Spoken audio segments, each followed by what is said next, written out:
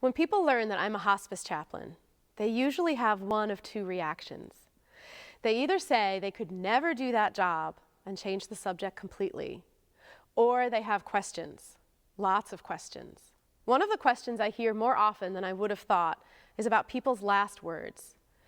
People are enormously curious about what people who are actively dying talk about.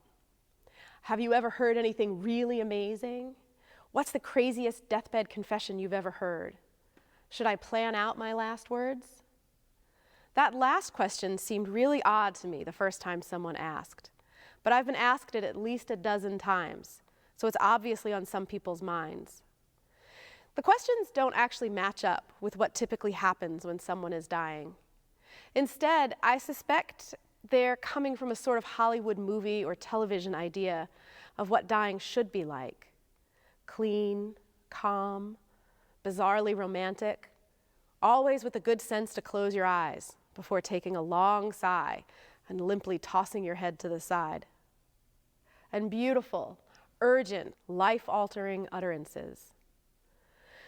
So if this is what you think happens in death, I can see how you'd feel a lot of pressure to get it right.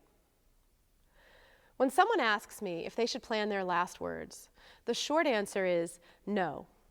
People who are dying are often unconscious for days before they die. Sometimes they're in pain. They're often highly medicated. Honestly, most of the last words I've heard are so mundane, I can't even give an example. When you know you have a terminal diagnosis, death often takes a person by surprise. You might not even know that your last words are your last words. But there's a longer, more complex answer too.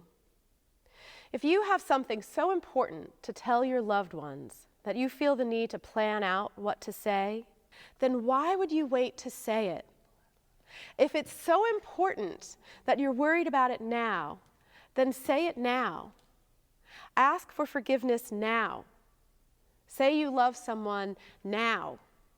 Share whatever wisdom you have with the world right now. Here's the thing, when people ask me about dying words, what they're really asking is, what is so important in this life that it should be the very last thing we talk about?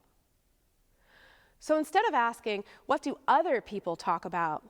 Ask yourself, what do I really want to talk about now? And that's a really good question. That's a really good thing to ponder.